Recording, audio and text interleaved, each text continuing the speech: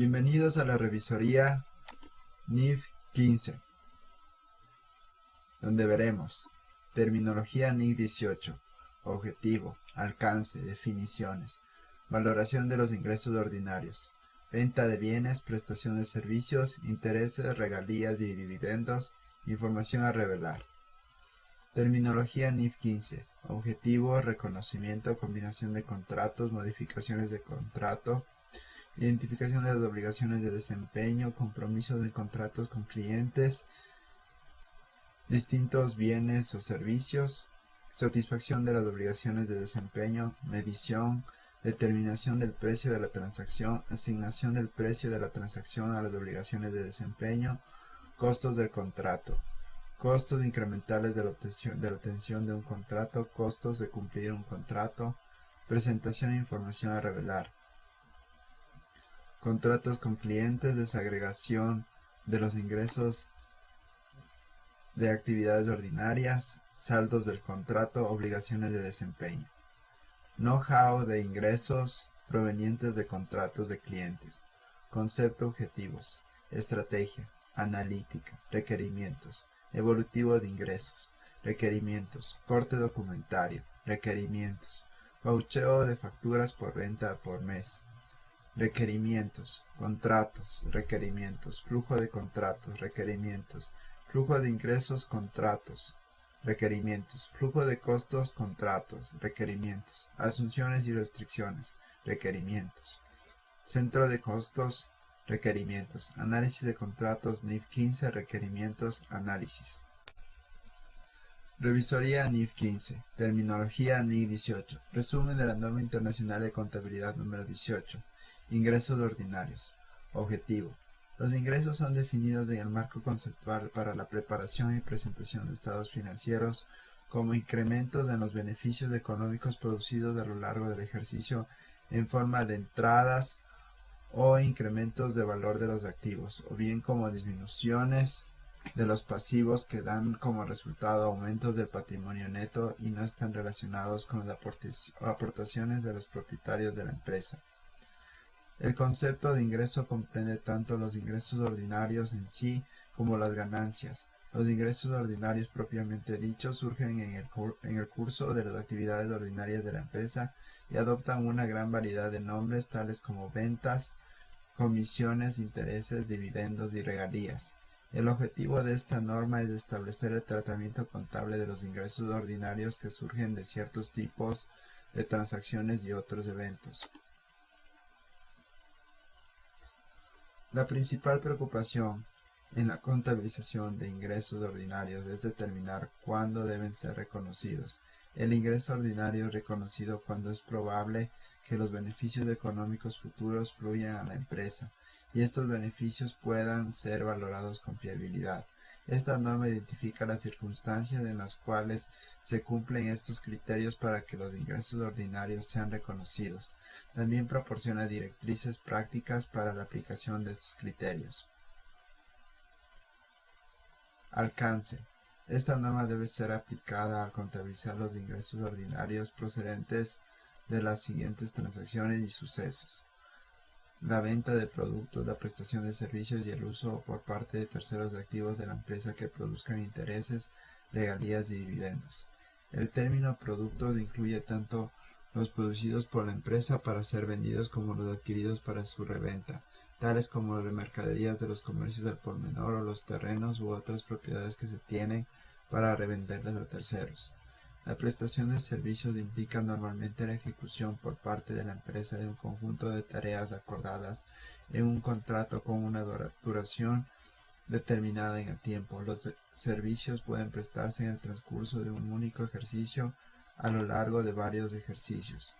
El uso por parte de terceros de activos de la empresa da lugar a ingresos ordinarios que adoptan la forma de intereses, cargos por el uso de efectivo de otros medios equivalentes al efectivo o por el mantenimiento de deudas con la empresa, regalías, cargos por el uso de activos a largo plazo de la empresa, tales como patentes, marcas, derechos de autor o aplicaciones informáticas, y dividendos, distribuciones de ganancias a los poseedores de participaciones en la propiedad de las empresas en proporción al porcentaje que tal participación suponga sobre el capital o sobre una clase particular del mismo. Definiciones. Los siguientes términos se emplean en la presente norma con el significado que a continuación se especifica. Ingreso ordinario de entrada bruta de beneficios económicos durante el ejercicio surgidos en el curso de las actividades ordinarias de una empresa, siempre que tal entrada dé lugar a un aumento en el patrimonio neto que no esté relacionado con las aportaciones de los propietarios de ese patrimonio. Valor razonable es el importe por el cual puede ser intercambiado un activo o liquidado un pasivo entre un comprador y un vendedor interesados y debidamente informados de una transacción libre. Valoración de los ingresos ordinarios.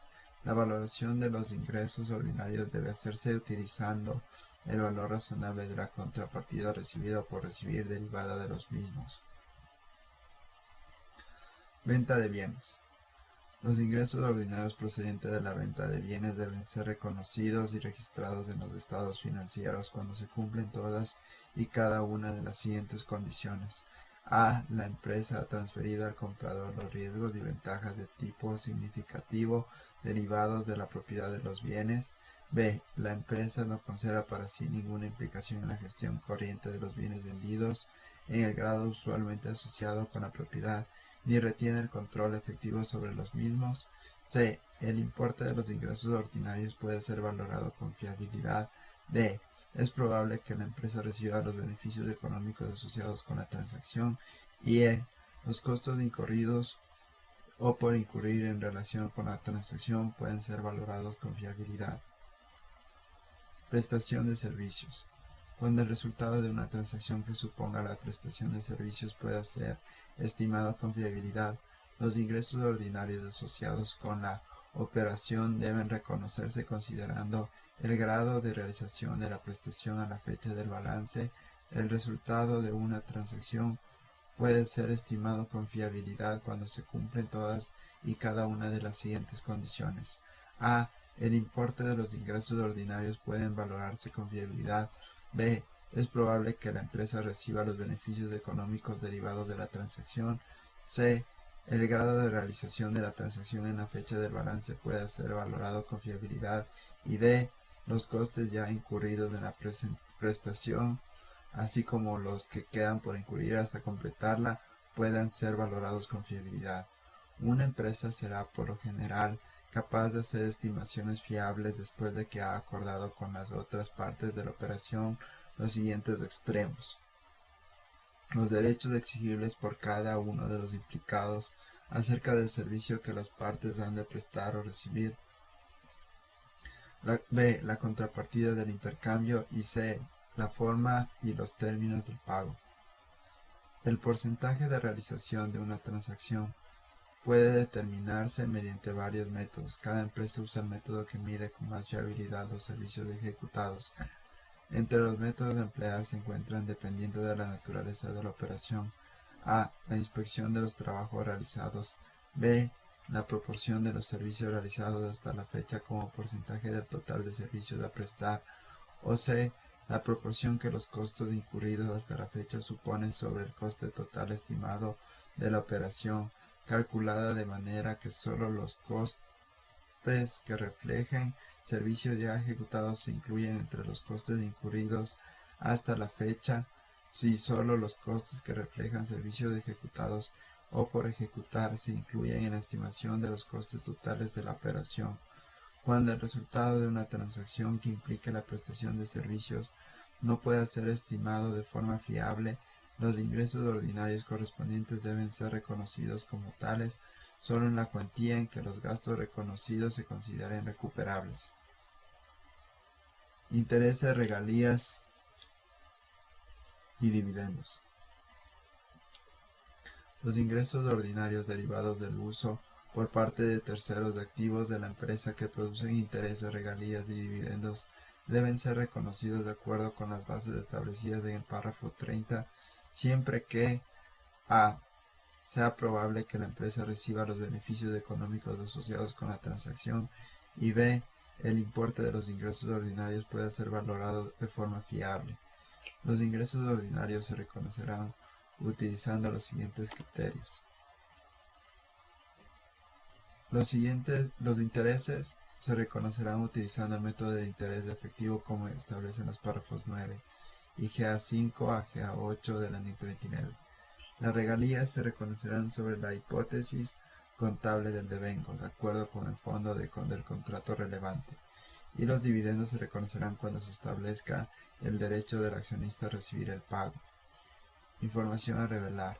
La empresa debe revelar la siguiente información en sus estados financieros: las políticas contables adoptadas para el reconocimiento de los ingresos ordinarios, incluyendo los métodos utilizados para determinar el porcentaje de realización de las operaciones de prestación de servicios, la cuantía de cada categoría significativa de ingresos ordinarios reconocida durante el ejercicio con indicación expresa de los ingresos ordinarios procedentes de 1. Venta de bienes, 2. Prestación de servicios, 3. Intereses, 4. Regalías, 5. Dividendos. El importe de los ingresos ordinarios producidos por intercambios de bienes o servicios incluidos en cada una de las categorías anteriores de ingresos ordinarios.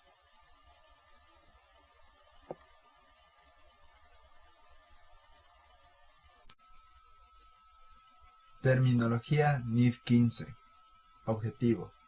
El objetivo de esta norma es establecer los principios que aplicará una entidad para presentar información útil a los usuarios de los estados financieros sobre la naturaleza, importe, calendario e incertidumbre de los ingresos de actividades ordinarias y flujos de efectivo que surgen en un contrato con un cliente.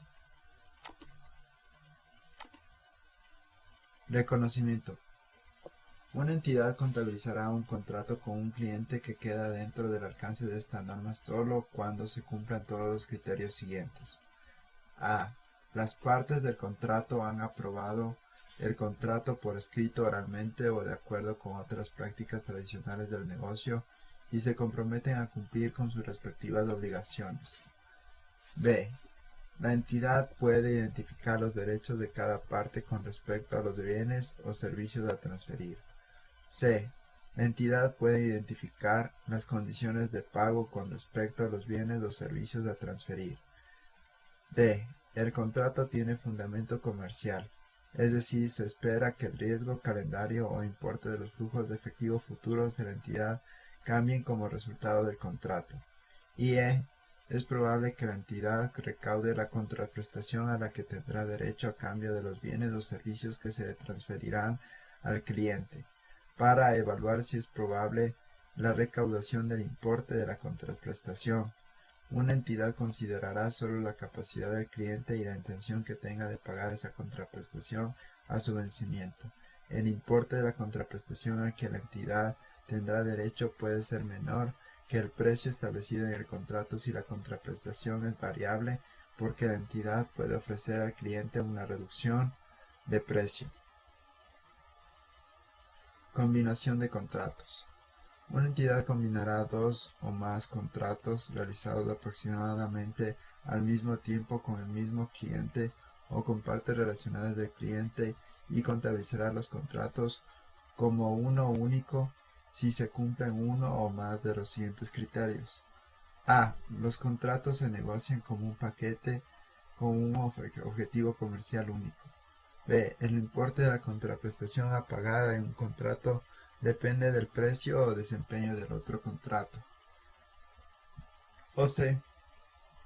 Los bienes o servicios comprometidos en los contratos o algunos bienes o servicios comprometidos en cada uno de los contratos son una obligación de desempeño única de acuerdo con los párrafos 22 a 30.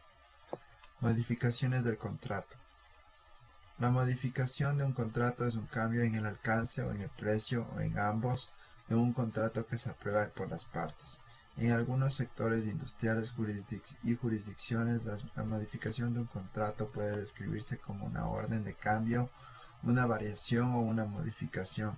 Existe la modificación de un contrato cuando las partes aprueban un cambio que les crea nuevos derechos y obligaciones exigibles en el contrato, o bien cambios de los existentes. La modificación de un contrato podría aprobarse por escrito, por acuerdo oral o de forma implícita por las prácticas tradicionales del negocio. Si las partes del contrato no han aprobado la modificación, una entidad continuará aplicando esta norma al contrato existente hasta que la modificación sea aprobada. Identificación de las obligaciones de desempeño. Al comienzo del contrato, una entidad evaluará los bienes o servicios comprometidos en un contrato con un cliente e identificará como una obligación de desempeño cada compromiso de transferir al cliente a un bien o servicio o un grupo de bienes o servicios que es distinto, o b una serie de bienes o servicios distintos que son sustancialmente iguales y que tienen el mismo patrón de transferencia al cliente.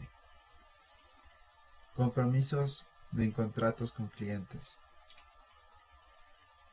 Un contrato con un cliente generalmente señala de forma explícita los bienes o servicios que una entidad se compromete a transferir a un cliente.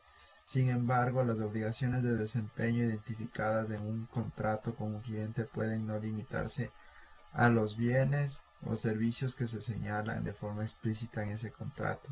Esto es porque un contrato con un cliente puede incluir también compromisos que se dan por supuesto en las prácticas tradicionales del negocio, en las políticas publicadas o en declaraciones específicas de una entidad. Si en el momento de realizar el contrato dichos compromisos crean una expectativa válida en el cliente de que la entidad le transferirá un bien o servicio, distintos bienes o servicios. Dependiendo del contrato de bienes o servicios comprometidos pueden incluir, pero no limitarse a lo siguiente. A. Venta de bienes producidos por una entidad, por ejemplo, inventarios de un fabricante. B. Reventa de bienes comprados por una entidad, por ejemplo, mercancía de un minorista. C. Reventa de derechos previamente adquiridos por una entidad sobre bienes o servicios, por ejemplo, una entrada revendida por una entidad que actúa por su propia cuenta, como se describe en los párrafos B34 a B38. Realización de una tarea o tareas contractualmente acordada para un cliente. E. Suministro de un servicio de disponibilidad permanente para proporcionar bienes o servicios, por ejemplo, actualizaciones no especificadas de programas informáticos que se proporcionan en el momento en que están disponibles, o de poner a disposición bienes o servicios para un cliente para utilizarlos como y cuando el cliente decida. F. Suministro de un servicio de organización para que otra parte transfiera bienes o servicios al cliente, por ejemplo, actuando como un agente de otra parte, tal como se describe en los párrafos B34 a B38. G. Concesión de derechos a bienes o servicios a proporcionar en el futuro que un cliente puede revender o proporcionar a su cliente. Por ejemplo, una entidad que vende un producto a un minorista promete transferir un bien o servicio adicional a un individuo que compra el producto al minorista. H. Construcción, fabricación y desarrollo de un activo por cuenta de un cliente. I. Concesión de licencias. J. Concesión de opciones a comprar bienes o servicios adicionales cuando dichas opciones proporcionen a un cliente un derecho significativo, tal como se describe en los párrafos B39 a B43. Satisfacción de las obligaciones de desempeño. Una entidad reconocerá los ingresos de las actividades ordinarias cuando o a medida que satisfaga una obligación de desempeño mediante la transferencia de los bienes o servicios comprometidos, es decir, uno o varios activos, al cliente. Un activo se transfiere cuando o a medida que el cliente obtiene el control de ese activo. Medición. Cuando o a medida que una obligación de desempeño se satisface, una entidad reconocerá como ingresos de actividades ordinarias el importe del precio de la transacción que excluye las estimaciones de la contraprestación variable que están limitadas de acuerdo con los párrafos 56 a 58 que se asigna a esa obligación de desempeño. Determinación del precio de la transacción. Una entidad considerará los términos del contrato y sus prácticas tradicionales del negocio para determinar el precio de la transacción. El precio de la transacción es el importe de la contraprestación a la que una entidad espera tener derecho a cambio de transferir los bienes o servicios comprometidos con cliente, excluyendo los importes recaudados en nombre de terceros, por ejemplo, algunos impuestos sobre las ventas. La contraprestación que se compromete en un contrato con un cliente puede incluir importes fijos, importes variables o ambos. Asignación del precio de la transacción a las obligaciones de desempeño. El objetivo cuando se asigna el precio de la transacción es que una entidad distribuya el precio de la transacción a cada obligación de desempeño, a cada bien o servicio que sean distintos, por un importe que represente la parte de la contraprestación a la cual la entidad espera tener derecho a cambio de transferir los bienes o servicios comprometidos con el cliente. Costos del contrato. Costos incrementales de la obtención de un contrato. Una entidad reconocerá como un activo los costos incrementales de obtener un contrato con un cliente si la entidad espera recuperar dichos costos. Costos de cumplir un contrato. Si los costos incurridos en el cumplimiento de un contrato con un cliente no están dentro del alcance de otra norma, por ejemplo NIC 2 inventarios, NIC 16 propiedades, planta y equipo, o NIC 38 activos intangibles, una entidad reconocerá un activo por los costos incurridos para cumplir un contrato solo siempre que dichos costos cumplan todos los criterios siguientes. A.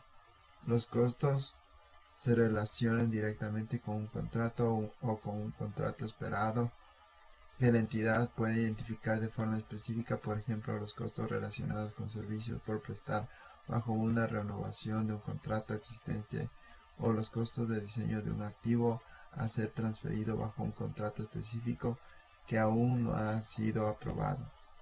Los costos generan o mejoran recursos de la entidad que se utilizarán para satisfacer o para continuar satisfaciendo obligaciones de desempeño en el futuro, y se espera recuperar los costos. Presentación. Cuando una de las partes de un contrato haya cumplido, una entidad representará el contrato en el estado de situación financiera como un activo del contrato o un pasivo del contrato, dependiendo de la relación entre el desempeño de la entidad y el pago del cliente. Una entidad presentará los derechos incondicionales a recibir la contraprestación como una cuenta por cobrar separada. Información a revelar. El objetivo de los requerimientos de información a revelar es que una entidad revele información suficiente que permita a los usuarios de los estados financieros comprender la naturaleza, importe, calendario e incertidumbre de los ingresos de actividades ordinarias y flujos de efectivo que surgen de contratos con clientes. Contratos con clientes. Una entidad revelará todos los importes siguientes para el periodo de presentación, a menos que dichos importes se presenten por separado en el estado de resultado integral, de acuerdo con otras normas. Ingresos de actividades ordinarias procedentes de contratos con clientes que la entidad revelará por separado de sus otras fuentes de ingresos de actividades ordinarias, y B. Cualquier pérdida por deterioro de valor reconocida de acuerdo con la NIF 9 sobre cualquier cuenta por cobrar o activos del contrato que surgen de los contratos de una entidad con clientes, que revelará por separado de las pérdidas por deterioro de valor de otros contratos. Desagregación de los ingresos de actividades ordinarias. Una entidad desagregará los ingresos de actividades ordinarias reconocidos procedentes de contratos con clientes en categorías que representen la forma en que la naturaleza, importe, calendario e incertidumbre de los ingresos de actividades ordinarias y flujos de efectivo se ven afectados por factores económicos. Una entidad aplicará las guías de los párrafos B87 a B89 al seleccionar las categorías a utilizar para desagregar los ingresos de actividades ordinarias.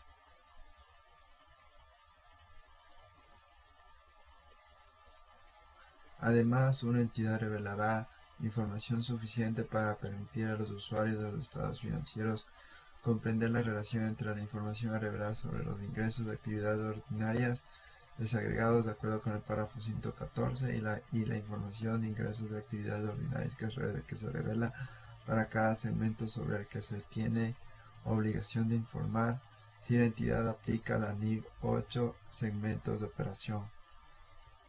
Saldos del contrato. Una entidad revelará la siguiente información: A. Los saldos de apertura y cierre de cuentas por cobrar, activos del contrato y pasivos del contrato procedentes de contratos con clientes si no se presentan o revelan por separado.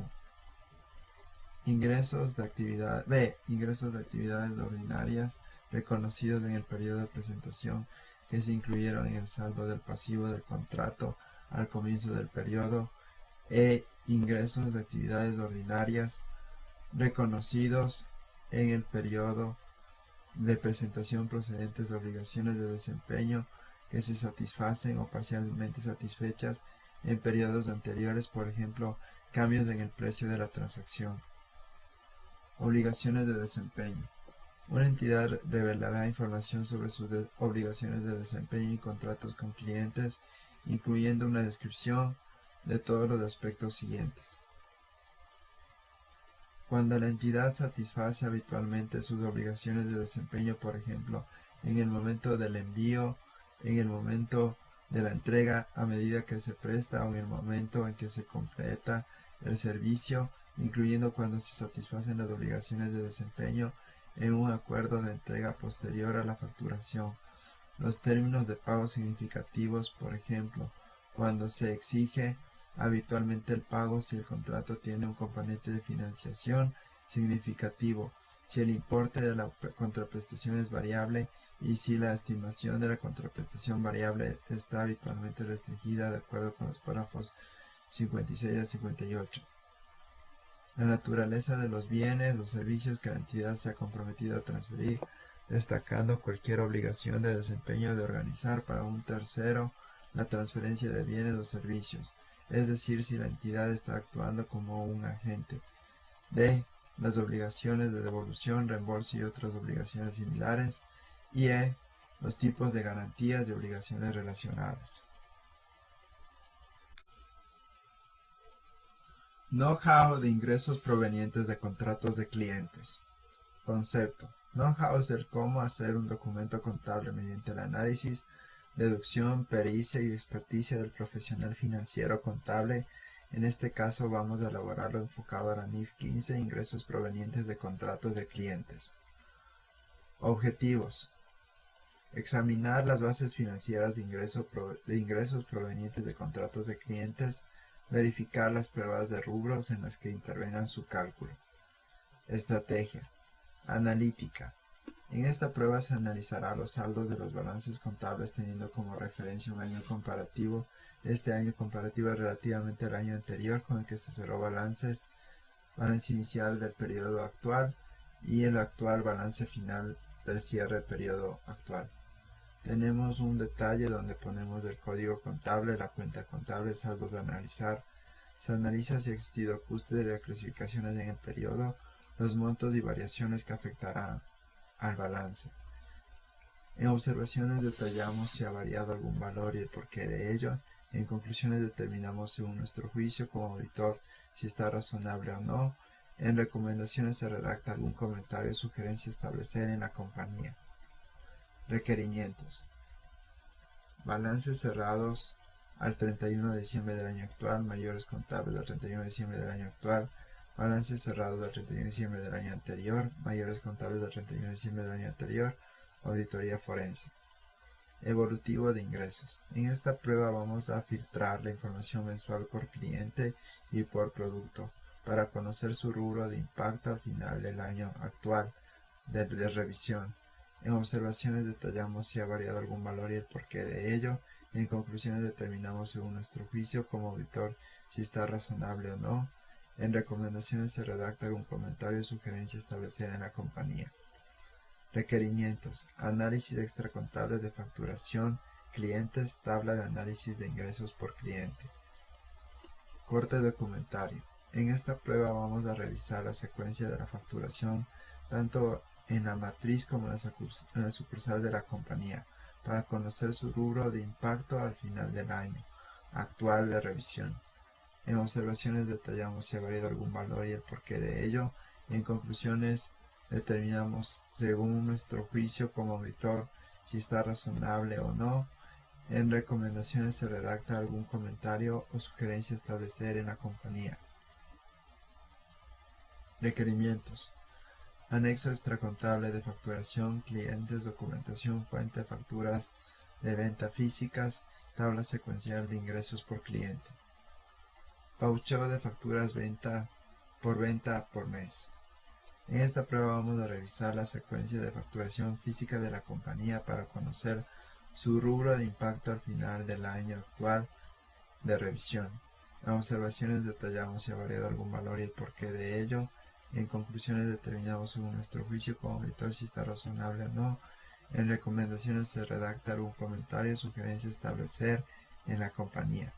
Requerimientos. Anexo extracontable de facturación clientes, documentación fuente, facturas de venta físicas, tabla secuencial de ingresos por cliente. Contratos. En esta prueba vamos a hacer un resumen de las cláusulas más importantes de los contratos con clientes que posee la compañía para conocer su rubro de impacto al final del año actual de revisión. En observaciones detallamos si ha variado algún valor y el porqué de ello. En conclusiones determinamos según nuestro juicio como auditor si está razonable o no. En recomendaciones se redacta algún comentario o sugerencia a establecer en la compañía. Requerimientos. Anexo extracontable de facturación clientes, documentación fuente, contratos, facturas, notas de venta, tabla resumen de contratos por cliente. Flujo de contratos. En esta prueba vamos a hacer un flujo de caja anualizado por ingresos, costos y gastos de los contratos con clientes que posee la compañía para conocer su rubro de impacto al final del año actual de revisión. En observaciones detallamos si ha variado algún valor y el porqué de ello. En conclusiones determinamos según nuestro juicio como auditor si está razonable o no. En recomendaciones se redacta algún comentario o sugerencia a establecer en la compañía. Requerimientos. Al anexo extracontable de flujo de contratos clientes, flujo de caja, contratos por cliente. Flujo de ingresos contratos. En esta prueba vamos a hacer un flujo de caja anualizado por ingresos de operaciones y no operacionales de los contratos con clientes que posee la compañía para conocer su rubro de impacto al final del año actual de revisión. En observaciones detallamos si ha variado algún valor y el porqué de ello. En conclusiones determinamos según nuestro juicio como auditor si está razonable o no. En recomendaciones se redacta algún comentario o sugerencia a establecer en la compañía. Requerimientos. Anexo extracontable de contratos de clientes, flujo de caja de ingresos, contratos por clientes. Flujo de costos, contratos. En esta prueba vamos a hacer un flujo de caja anualizado por costos, materia prima, mano de obra directa y costos indirectos de fabricación de los contratos con clientes que posee la compañía, para conocer su rubro de impacto al final del año actual de revisión. En observaciones detallamos si ha variado algún valor y el porqué de ello. En conclusiones determinamos según nuestro juicio como auditor si está razonable o no. En recomendaciones se redacta algún comentario o sugerencia a establecer en la compañía. Requerimientos. Anexo extracontable de contratos de clientes, flujo de caja de costos, contratos por cliente. Asunciones y restricciones. En esta prueba vamos a determinar los índices y escenarios que van a regir a los contratos con clientes que posee la compañía para conocer su rubro de impacto final del año actual de revisión. En observaciones detallamos si ha variado algún valor y el porqué de ello. En conclusiones determinamos según nuestro juicio como auditor si está razonable o no. En recomendaciones se redacta algún comentario o sugerencia a establecer en la compañía. Requerimientos. Indicadores macroeconómicos de estimación de escenarios, índices financieros. Centros de costos. En esta prueba vamos a determinar los rubros de balance pero distribuidos en centros de costos, centros de servicios, administrativos y comerciales que posee la compañía para conocer su rubro de impacto al final del año actual de revisión. En observaciones detallamos si ha variado algún valor y el porqué de ello. En conclusiones determinamos según nuestro juicio como auditor si está razonable o no. En recomendaciones se redacta algún comentario o sugerencia a establecer en la compañía. Requerimientos, balances de costos, tabla dinámica por centro de costos. Análisis de contratos NIF 15. En esta prueba vamos a establecer concretamente la aplicación de la NIF 15 sobre los contratos con clientes que posee la compañía para conocer su rubro de impacto al final del año actual de revisión. En observaciones detallamos si ha variado algún valor y el porqué de ello. En conclusiones determinamos según nuestro juicio como auditor si está razonable o no. En recomendaciones se redacta algún comentario o sugerencia a establecer en la compañía. Requerimientos, análisis del cliente, análisis del producto, análisis del servicio, análisis del comportamiento y variaciones por año. Vamos con el análisis. Revisoría de la analítica. Tenemos la cuenta, el concepto, saldo del 31 de diciembre del año anterior, saldo del 31 de diciembre del año actual según compañía, más menos ajustes en el debe haber, más menos reclasificación debe haber, y tenemos los saldos según auditoría. Evolutivo de ingresos. En el evolutivo de ingresos tenemos el análisis de ingresos por clientes y por producto, donde tenemos el saldo inicial con el que arranca al 1 de enero del año actual, y arrancamos con los meses enero, febrero, marzo, abril, mayo, junio, julio, agosto, septiembre, octubre, noviembre, diciembre, con los movimientos, y sumamos para obtener el total general, y en el porcentaje dividir el producto individualizado, el producto y el cliente individualizado por el total general de productos que vendrían a ser el 100%.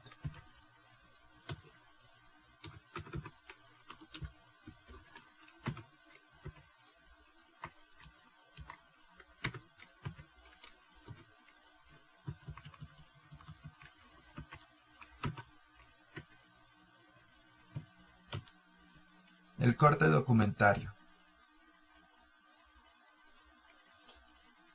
Realizamos el corte documentario de la matriz y de la sucursal o sede. Tanto en enero, desde la factura tal, que puede ser la 001, hasta la factura 500, o según el secuencial que exista en matriz. Y también de la sede o sucursal, desde la factura 001 hasta la factura 500 o 1000, según se haya facturado. Eso por los meses de enero, febrero, marzo, abril, mayo, junio, julio, agosto, septiembre, octubre, noviembre, diciembre. Y verificamos que no haya saltos de facturación. En el baucheo de ingresos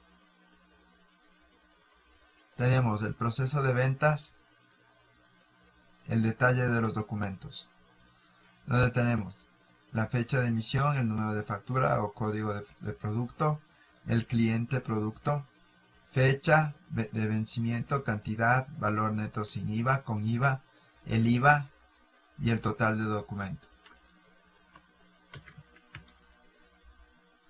Registramos el control interno si está debidamente firmado autorizadamente con la firma del cliente y si cumple con la ley orgánica de régimen tributario interno. Y verificamos la integridad, existencia, exactitud, evaluación, propiedad, presentación y revelación del documento contable. Y en hallazgos comentamos si ha habido alguna anomalía y en observaciones notificamos.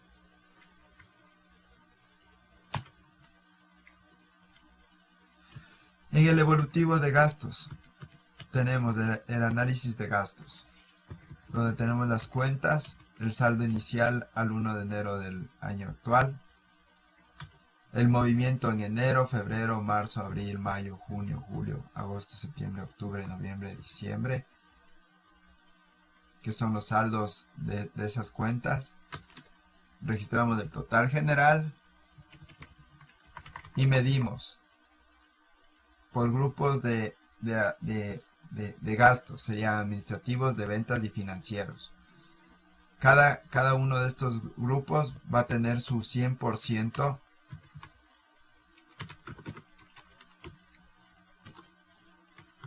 al cual cada una de las cuentas contables se va a dividir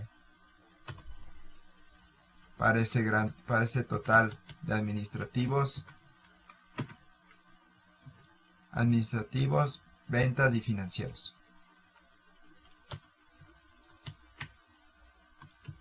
En el voucher de gastos tenemos el mayor contable.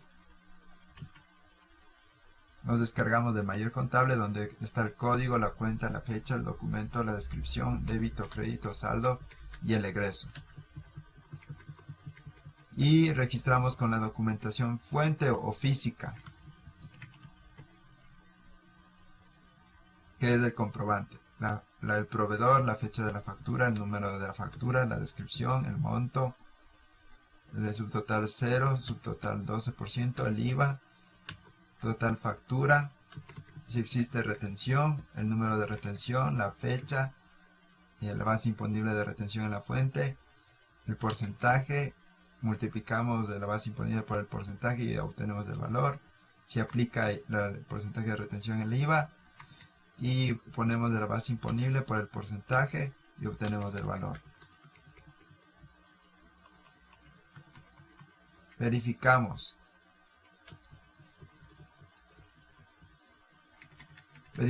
los rubros, que en este caso sería la resta del mayor contable versus la documentación física.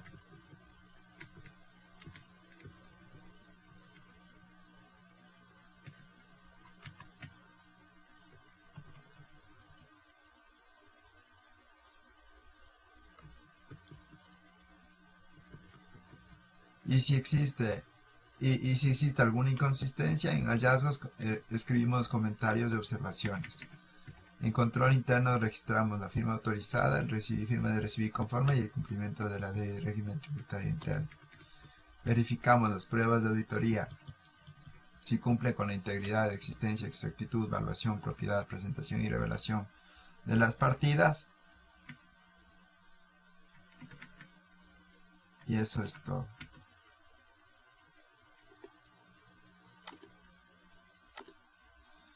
En los contratos NIF 15. En esta prueba vamos a verificar la prueba de resumen de contratos, donde tenemos la identificación, que puede ser RU o cédula de identidad, el cliente, tamaño de contratista, si es grande, mediano, pequeño, el contribuyente, si es contribuyente especial, sociedad, persona natural obligada a llevar contabilidad, persona natural no obligada a llevar contabilidad, tipo de comprobante, si es contrato, factura, nota de venta, adendum al contrato, fecha de celebración del contrato, año comienzo, cuando comenzó el contrato, año del adendum, cuando se hizo el adendum al contrato, el año fiscal, el periodo fiscal en el que está sujeto el contrato o de revisoría, año final del contrato, cuando el contrato finaliza, el plazo puede ser 3 años, 2 años, 5 años, dependiendo del contrato, o puede ser, dependiendo, solo es una factura, es inmediata. Concepto del contrato, la razón por la que se está firmando el contrato, tipo de contrato, si es civil, es civil, es de compra-venta, de prestación de servicios. Registramos si el bien está en compañía, si el bien está transferido al cliente, si el servicio está en compañía, si el servicio está transferido al cliente. Registramos la cantidad el precio, si existiera garantía, el IVA, el precio final,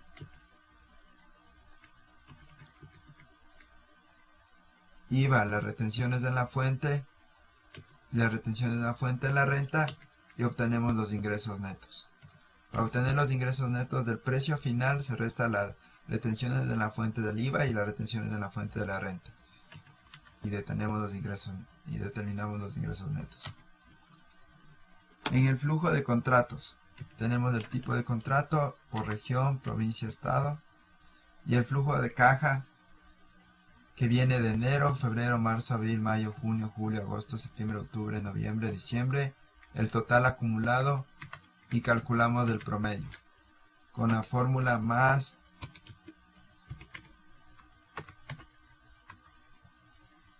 promedio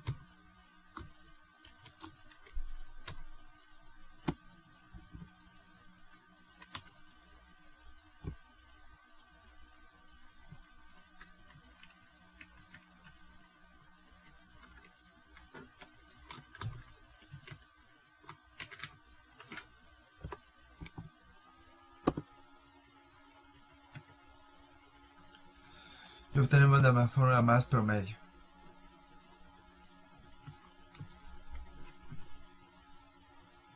En este flujo de caja tendremos de enero a diciembre y el acumulado de los ingresos, costos y gastos y de las ganancias netas. Los ingresos menos los costos y gastos tenemos las ganancias netas.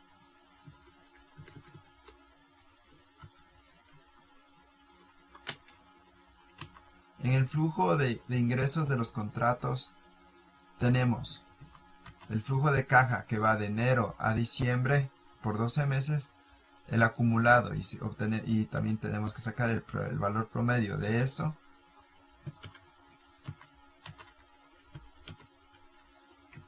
¿De qué? De los ingresos operacionales y no operacionales y los otros ingresos NIF. Todos estos durante los meses podemos arrastrar mediante una reportería mensual de estados financieros, armar este flujo de caja.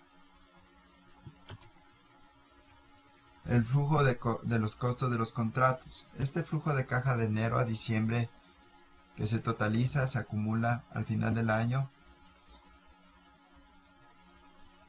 y después se obtiene un promedio, viene dado por los costos, materia prima, mano de obra y los costos indirectos de fabricación.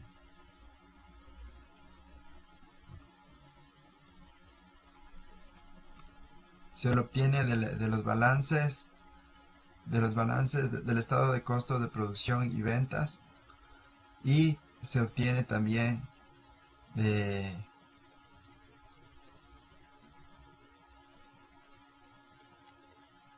esa fuente mensualmente.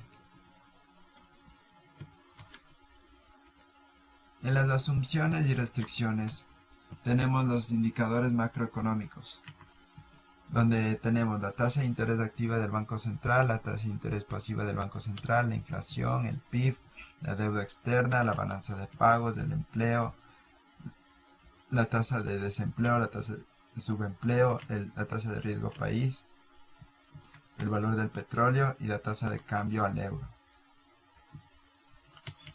Donde tenemos varios escenarios para poder realizar este análisis. Tenemos el escenario pesimista, normal y el optimista, donde va a variar las cantidades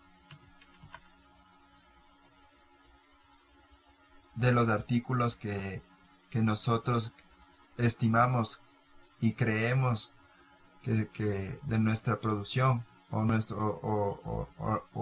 el precio de nuestros servicios y la cantidad de nuestros servicios, para hacer una proyección tanto en cantidad, precio unitario, calcular los ingresos, calcular el costo unitario,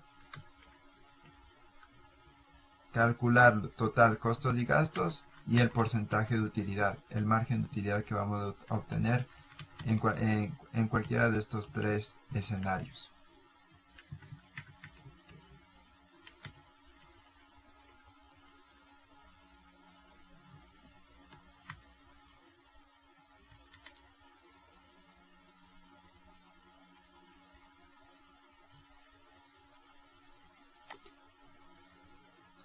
Los centros de costos.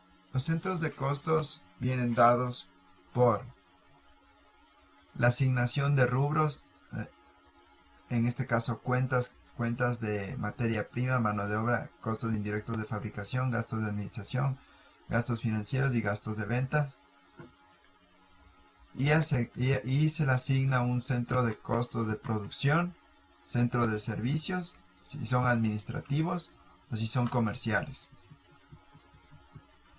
con un nombre, un código respectivo, que puede identificar y poder así saber un estado de resultados en función del área de producción, en función del área de servicios, en función del área administrativa y en función del área comercial.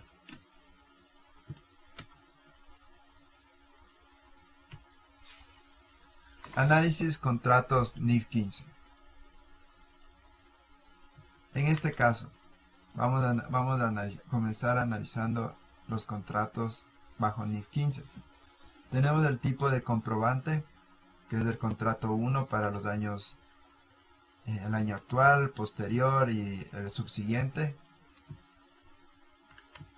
Tenemos el contrato número 2, si existiera la factura en el año actual, posterior y subsiguiente, nota de venta año actual, posterior y subsiguiente. Y las analizamos con las siguientes características: si son contribuyentes especiales, sociedades, personas naturales obligadas a llevar contabilidad, no obligadas a llevar contabilidad. Rango del contrato: si son clase A, clase B, clase C. El monto: si son altos, medianos, bajos. Y la calidad del cliente: si es fidelizado, recurrente, esporádico. El tipo del cliente: es VIP, preferencial, ordinario. Tipo de comprobante: si es contrato, factura, nota de venta. En este caso he hecho un ejemplo donde el monto es 5.500 y en el año subsiguiente es 4.500. La calidad del cliente es fidelizado. El tipo de cliente es ordinario para el contrato número 1. El rango del contrato es clase A. Contribuyente clase es persona natural no obligada a llevar contabilidad. Persona natural no obligada a llevar contabilidad. Y esos 5.500 y 4.500 están divididos así: 5.000 del producto A, en total de productos 5.000, 500 del servicio A, total servicios 500, total productos y servicios 5.500. Y para el año posterior, que es 4.500, tenemos el producto A, que es 4.100. Totalizamos los productos 4.100, servicio A 400, total de servicios 400 y el total de productos y servicios 4.500.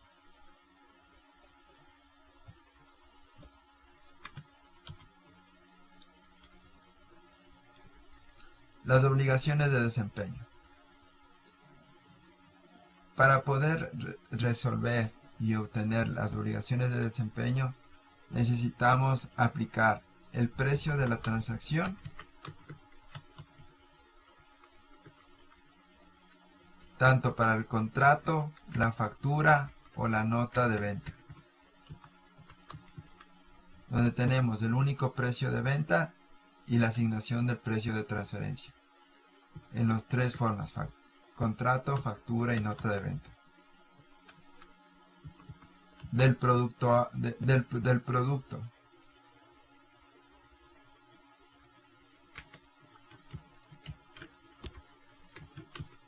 Este es del producto A.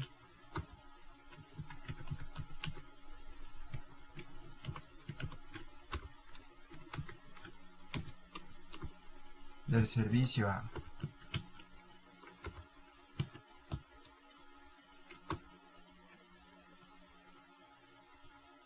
¿Dónde registramos? Aquí tenemos un ejemplo. El único precio de venta por la que se realizó la transacción es de $600 del producto A. El precio de la transacción son $600. Tenemos un servicio A de $150 y el total es $750. Ahora asignamos el precio de transferencia,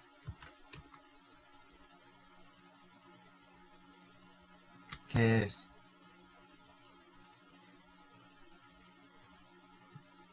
el precio del producto A dividido para el total por el precio del producto A.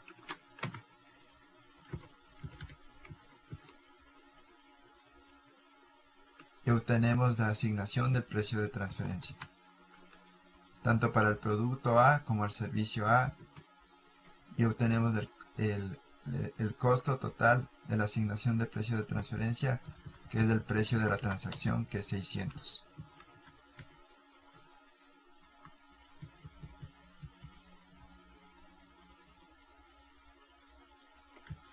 Registramos el último precio de venta actualizado, el producto A,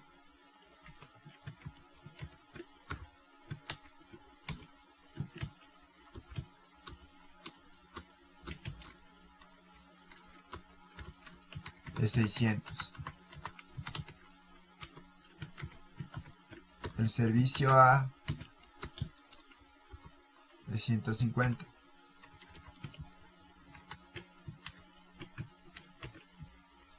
Y la asignación del precio de transferencia.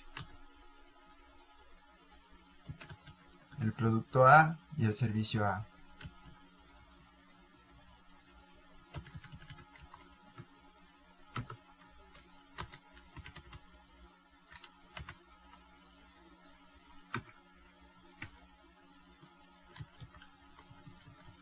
Aquí tengo una nota. El nuevo precio de venta más caro o menos caro que de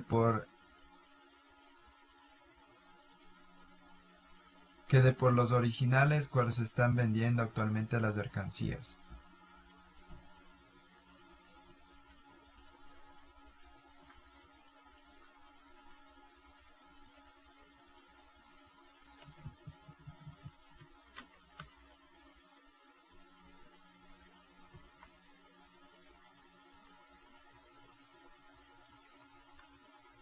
La asignación de precio de transferencia dice que es el precio de venta distribuido según las actuales métricas de precios de venta, según reconocimiento tácito de la NIG 18.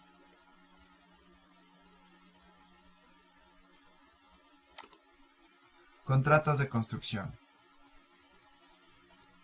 Reconstruct, promotor inmobiliario, construye un complejo residencial que consta de 50 apartamentos. Los apartamentos tienen un tamaño y proporciones similares, sin embargo, pueden ser personalizados para las necesidades de los clientes. Reconstruct entra en dos contratos con dos clientes diferentes, A y B. Tanto los clientes quieren comprar apartamentos casi idénticos y están de acuerdo con el precio total de 100.000 unidades por apartamento. El calendario de pagos es el siguiente. Tras la firma de un contrato, los clientes pagan un depósito de 10.000 unidades cada uno. Milestone, un año antes de la finalización planificada, ConstructRe entregará informes de progreso a los clientes y los clientes tienen que pagar 50.000 unidades cada uno. Unidades monetarias. Finalización. Tras la finalización de la construcción, la propiedad legal de apartamentos se transfiere a los clientes y pagan la cantidad restante de 40.000 unidades monetarias cada uno. Periodo presunto de la construcción es de 2 años a partir de la fecha de contrato. ConstructRe tiene el derecho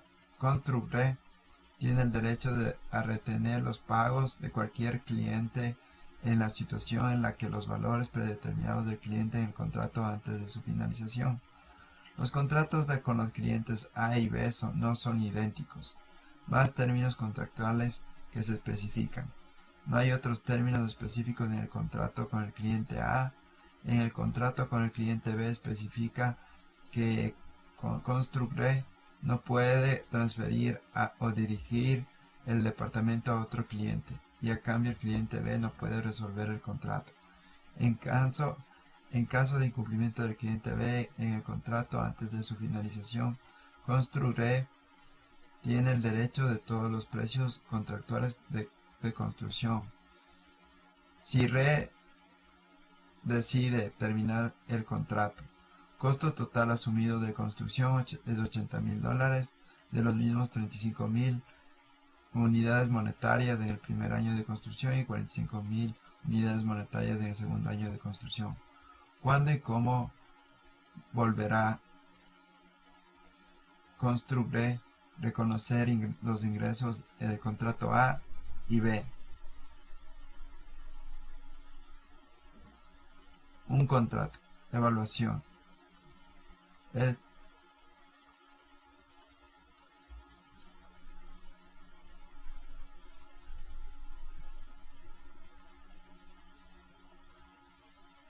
El tercer criterio para el reconocimiento de ingresos con el tiempo no se cumple, por las siguientes razones. Un apartamento puede ser vendido y transferido a otro cliente en el caso de incumplimiento. Construcre no tiene ningún derecho efectivo en obtener el pago para un rendimiento hasta la fecha. Mantiene solo los pagos a cuenta. Estos podrían no ser suficientes. Construcre debe reconocer los ingresos del contrato en un punto de tiempo. Reconocimiento de ingresos. Año 1. No se reconoce ningún ingreso. Año 2.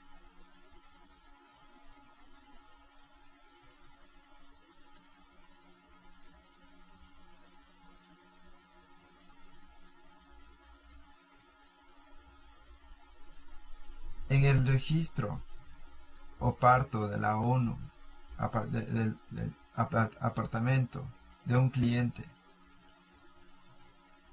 de esta ONU, Construcre reconocerá ingresos de $100,000 en cada cantidad en el punto de entrega. Las entradas de diario. Tras la firma de contrato, depósito recibido del cliente A. Débito caja bancos, crédito pasivos de contrato, $10,000. Milestone, a pagar a cuenta de cliente recibido, caja bancos, débito, 50,000, crédito, pasivos de contrato, 50,000.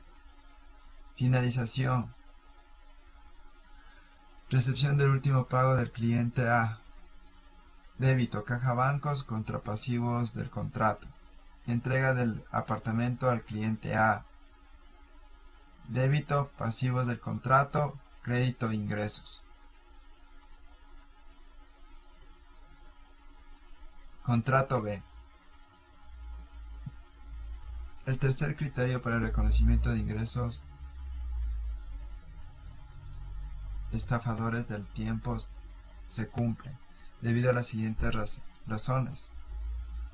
Construcre no puede dirigir el apartamento para el uso alternativo. El contrato con el cliente B no permite la transferencia. Tiene Construcre el derecho efectivo en obtener el pago por desempeño realizado hasta la fecha. Construcre reconoce los ingresos del contrato B a través del tiempo. Reconocimiento de ingresos. Año 1. Los ingresos se reconocen como una finalización referencia a los avances de los avances que se han hecho. En este caso es apropiado para medir el progreso hacia la finalización por el método de entrada o el método de terminación. Año 1, 2, total. Costos 35,000, 45,000, total 80,000.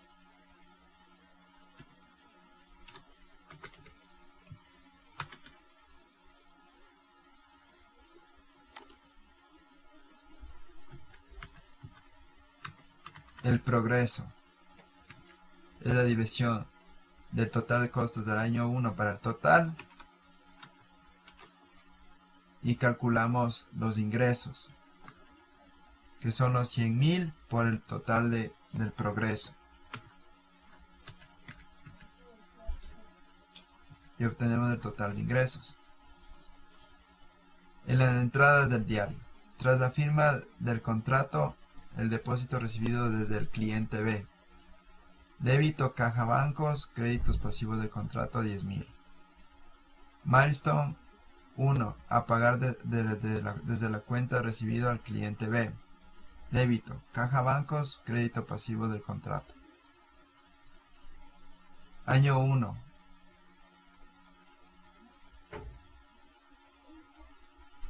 Derechos reconocidos por el contrato B. Débito, pasivos del contrato.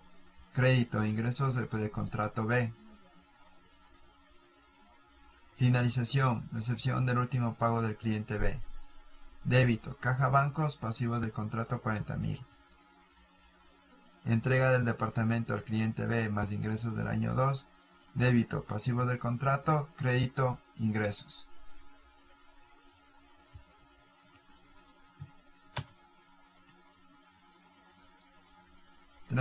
Transición NIC 18 a NIF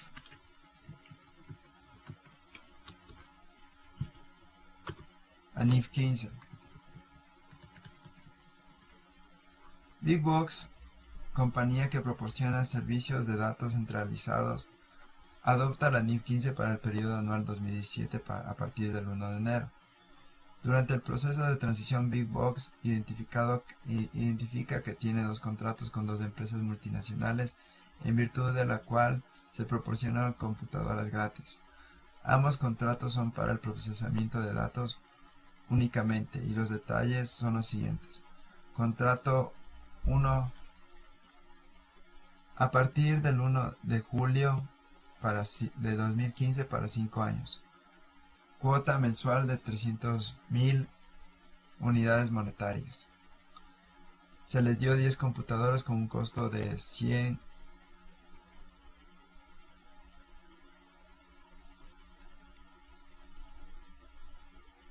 unidades monetarias de forma gratuita al cliente. Contrato 2. A partir del 1 de septiembre del 2016 para 5 años. La cuota mensual es de 200.000 unidades monetarias. Se les dio 5 ordenadores con un costo total de 50.000 unidades monetarias de forma gratuita al cliente. Durante el proceso de transición, Big Box encontró lo siguiente: bajo el estándar actual de la NIC 18 no hay ingresos para las computadoras que fueron reconocidos y el costo de las computadoras fueron tratados como un gasto de comercialización. Bajo NIF 15, la transferencia de los ordenadores es una obligación de ejecución separada, y Big Box tiene que asignar el precio de la transacción también a las computadoras standalone. Precio de venta del equipo de una es 15.000 unidades monetarias. Mostrar cómo debe Big Box hacer una transición a la NIF 15 bajo el enfoque de la adopción retroactiva completa y enfoque modificado. Análisis de la información según la NIF 18 y NIF 15. Tenemos los contratos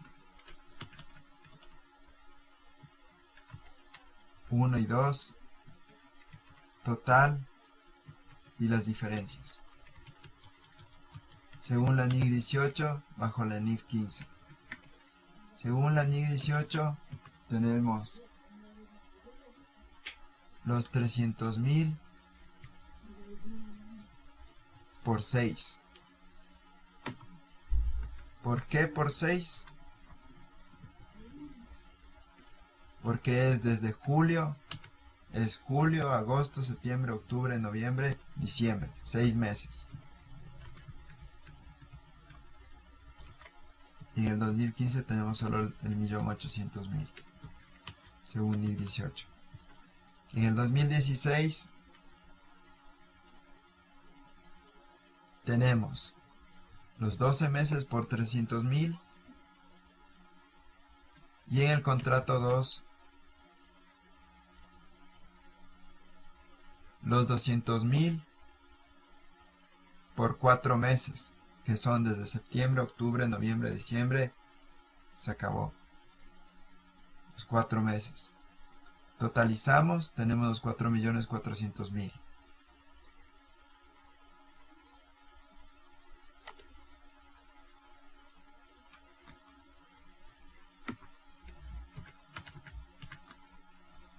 Y en el 2017 registramos los 300,000 por 12, que son 3.600.000. Los 12 meses por 200,000, que son 2.400.000. Total en el 2017 según NIC 18, 6 millones.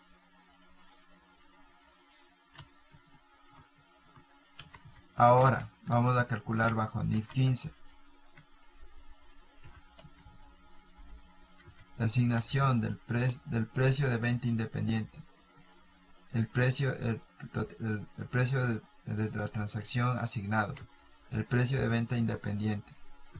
El total de precio asignado del contrato 1 y del contrato 2. El precio de la transacción es 18 millones, que es la multiplicación de 300,000 por 5 meses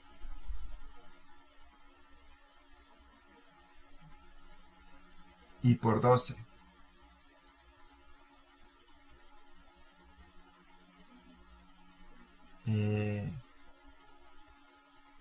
No son meses, son años. Disculpen. Son 300,000 por 5 años y por 12. 200,000 por 5 años y por 12. Establecemos los servicios mensuales, que son 18 millones. Los ordenadores, que son 150,000, que es la multiplicación de 10 ordenadores por 15,000.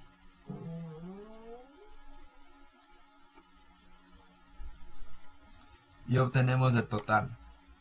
La multiplicación de la suma de los servicios mensuales más los ordenadores. Y para el total de precio asignado.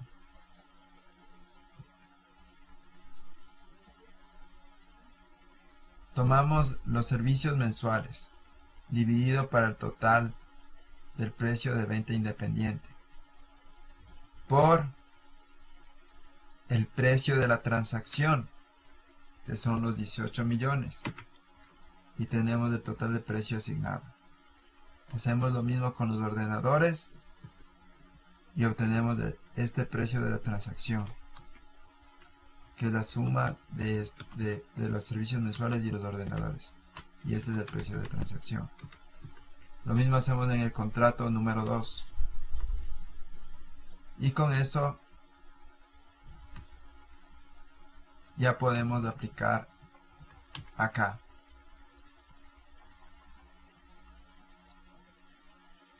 Donde registramos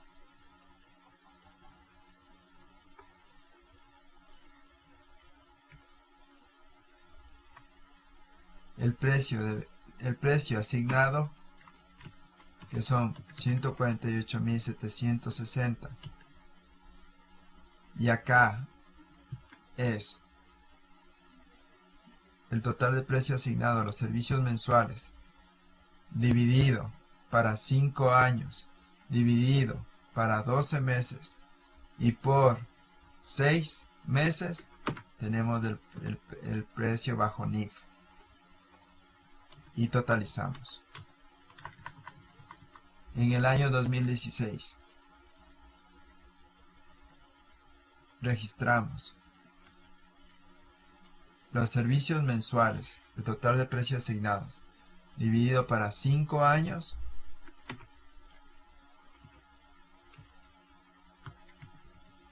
y en el contrato 2 registramos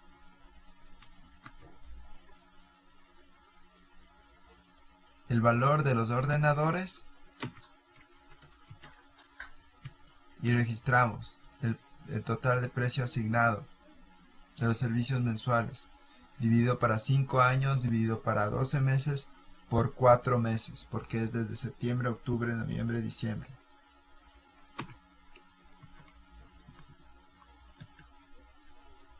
Totalizamos para el 2016. Y en el 2017 simplemente registramos el total de precio asignado dividido para 12, para 5 años, total de precio asignado de servicios mensuales dividido para 5 años, lo arrastramos al 2017, igual, el total de precio asignado de los servicios mensuales dividido para 5 años del contrato número 2 y totalizamos 2017. Y de los totales obtenemos las diferencias, tanto en ordenadores como en servicios, donde restamos lo que está bajo NIF menos lo que está bajo NIC 18 y obtenemos las diferencias. Diferencias que nos van a ayudar a registrar las entradas de diario. La actualización, paso número 1, actualización de los saldos iniciales para el periodo 2015. Débito, activos de contratos, crédito, ganancias acumuladas.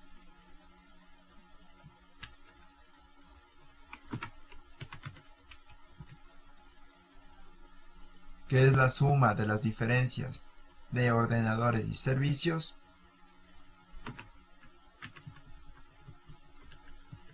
Número 2. Actualización del periodo comparativo.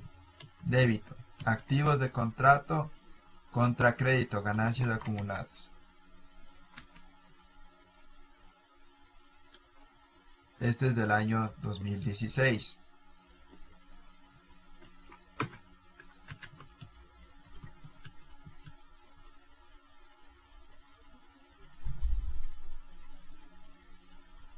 Y los ingresos del año actual sin reexpresión. Aquí, ya que suponemos que Big Books ha adoptado la NIF 15 desde el 1 de enero del 2017, han sido reportados los ingresos y ya están bajo el nuevo estándar. La balanza de activos del contrato, si los podemos ver en el contrato 1 para los años 2015, 2016, 2017 y el contrato 2 para los años 2016 y 2017,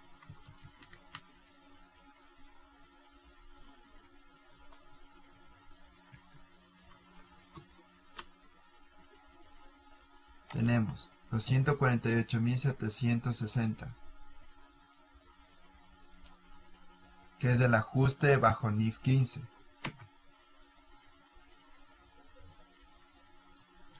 Los 876, que es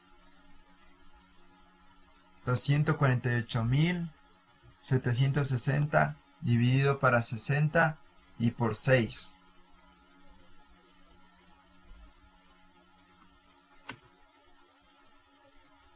Y obtenemos la diferencia, que es la suma de los 148.760 menos los 14.876, y obtenemos la diferencia de los 133.884.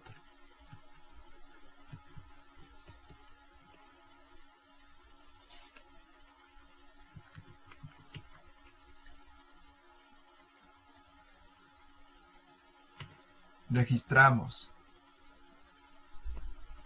los 133.884 como saldo inicial. Registramos los 29.000 752, que provienen de los 148.760 dividido para 60 y por 12 meses. Hacemos la resta y tenemos 104.132. Y así hasta aplicar al 2017.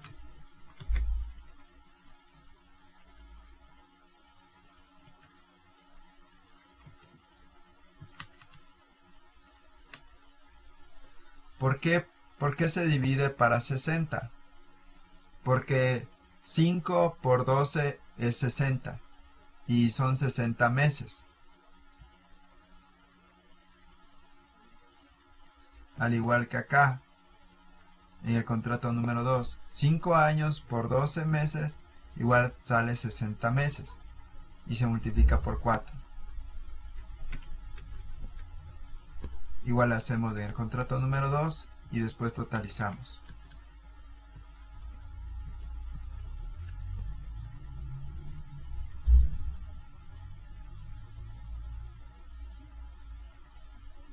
Y registramos la reexpresión de periodos anteriores de ajuste depuesta al día acumulativa, que es la suma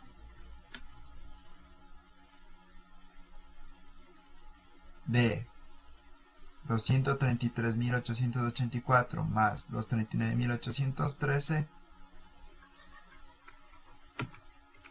como débitos activos de contrato contra el crédito ganancias acumuladas.